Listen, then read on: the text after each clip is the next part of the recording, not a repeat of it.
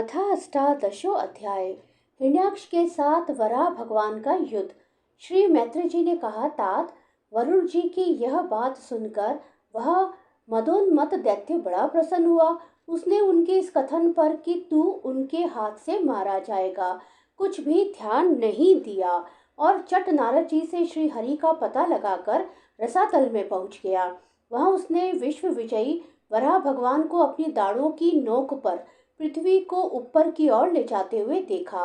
वे अपने लाल लाल चमकीले नेत्रों से उसके तेज को हरे लेते थे। उन्हें देखकर वह खिलखिलाकर हंस पड़ा और बोला, अरे यह जंगली पशु यहाँ जल में कहाँ से आया। फिर वराह जी से कहा, अरे ना समझ, इधर आ, इस पृथ्वी को छोड़ दे।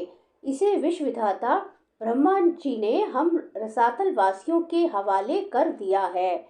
रे सूकर रूपधारी सुराधम, मेरे देखते देखते तू इसे लेकर कुशल पूर्वक नहीं जा सकता। तू माया से लुक छिपकर ही दैत्यों को जीत लेता और मार डालता है। क्या इसी से हमारे शत्रु ने हमारा नाश कराने के लिए तुझे पाला है? मूढ़, तेरा बल तो योग माया ही है और कोई पुरुषार्थ तुझ में थोड़े ही है। आज तुझे समाप्त कर मैं अपने बंधुओं का शोक दूर करूंगा। जब मेरे हाथ से छूटी हुई गदा के प्रहार से सिर फट जाने के कारण तू मर जाएगा, तब तेरी आराधना करने वाले जो देवता और ऋषि हैं, वे सब भी जड़ कटे हुए वृक्षों की भांति स्वयं ही नष्ट हो जाएंगे।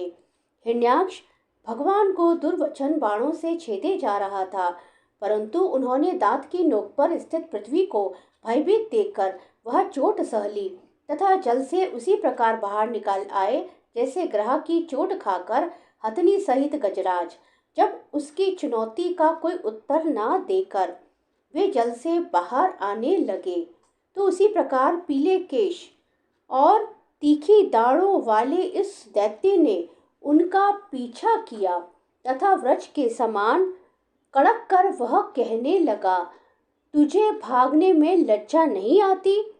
सच है, असत पुरुषों के लिए कौन सा काम न करने योग्य है। भगवान ने पृथ्वी को ले जाकर जल के ऊपर व्यवहार योग्य स्थान में स्थित कर दिया और उसमें अपनी आधार शक्ति का संचार किया। उस समय हिरण्याक्ष के सामने ही ब्रह्मा जी ने उनकी स्तुति की और देवताओं ने फूल बरसाए। तब श्री हरि ने बड़ी भारी गदा लिए अपने पीछे आ रहे हिरण्याक्ष से, जो सोने के आभूषण और अद्भुत कवच धारण किए था तथा अपने कटु वाक्यों से उन्हें निरंतर मर्माहत कर रहा था, अत्यंत क्रोध पूर्वक हंसते हुए कहा।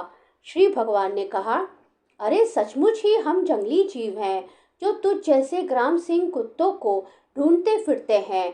दुष्ट वीर पुरुष तुझ जैसे मृत्यु पाश में बंधे हुए अभागे जीवों की आत्मश्लाघा पर ध्यान नहीं देते। हाँ, हम रसातल वासियों की धरोहर चुराकर और लज्जा छोड़कर तेरी गदा के भय से यहाँ भाग आए हैं। हमें ऐसी सामर्थ्य ही का कि तेरे जैसे अद्वितीय वीर के सामने युद्ध में ठहर सके। फिर भी हम जैसे तैसे तेरे सामने खड़े हैं। तू जैसे बलवानों से बैर बांधकर हम जा भी कहाँ सकते हैं। तू पैदल वीरों का सरदार है, इसलिए अब निशंक होकर उधेड़ भुन छोड़कर हमारा अनिष्ट करने का प्रयत्न कर और हमें मारकर अपने भाई बंधुओं के आंसू पोंछ। अब इससे देर न कर। जो अपनी प्रतिज्ञा का पालन नहीं करता वह सभ्य है, भले आदमियों में बैठने लायक नहीं है। मैत्री जी कहते हैं, विदुर जी, जब भगवान ने रोष से उस दैत्य का इस प्रकार खूब उपहास और तिरस्कार किया, तब वह पकड़कर खिलाए जाते हुए सर्प के समान क्रोध से तिलमिला उठा। वह खींचकर लंबी लंबी सांसें लेने लगा। उसकी इंद्रियां क्रोध से क्षुब्ध हो उठी और उस दुष्ट दैत्य ने बड़े वेग से लपककर भगवान पर गदा का प्रहार किया, किंतु भगवान ने अपनी छाती पर चलाई हुई शत्रु की गदा के प्रहार को कुछ टेढ़े होकर बचा लिया, ठीक वैसे ही जैसे योग सिद्धि पुरुष मृत्यु के आक्रमण से अपने को बचा लेता है। फिर जब वह क्रोध से होठ चबाता अपनी गदा लेकर बार बार घुमाने लगा, तब श्री हरि कुपित होकर बड़े वेग से उसकी ओर झपटे। सौम्य स्वभाव विदुर जी, तब प्रभु ने शत्रु की दाई भौहें पर गदा की चोट की, किंतु गदा युद्ध में कुशल हिरण्याक्ष ने उसे बीच में ही अपनी गदा पर ले लिया।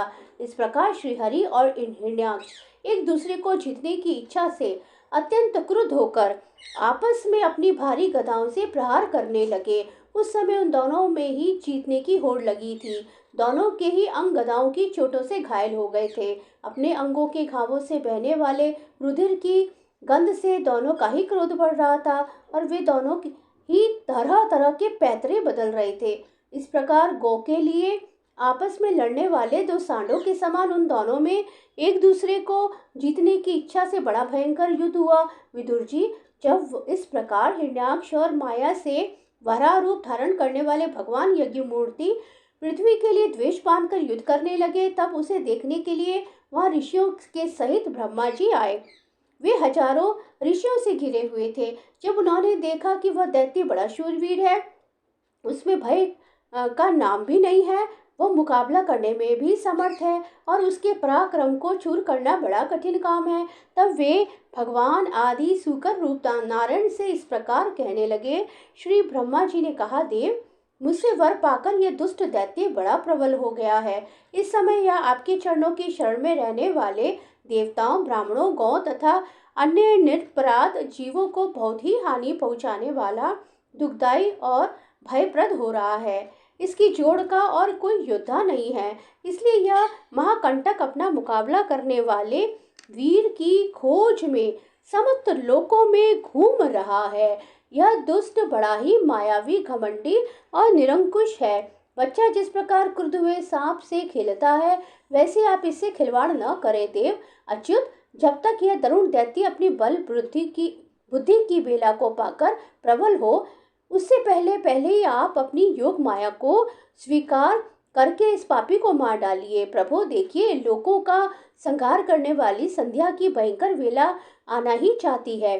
सर्वात्मन, आप उससे पहले ही इस असुर को मारकर देवताओं को विजय प्रदान कीजिए। इस समय अभिजीत नामक मंगलमय मुहूर्त का भी योग आ गया है, अतः अपने सुहृद हम लोगों के कल्याण के लिए शीघ्र ही इस दुर्जय दैत्य से निपट लीजिए। प्रभु, इसकी मृत्यु आपके ही हाथ बंधी है। हम लोगों के बड़े भाग्य है कि स्वयं ही अपने काल रूप आपके पास आ पहुंचा है। अब आप युद्ध में बलपूर्वक इसे मारकर लोगों को शांति प्रदान कीजिए।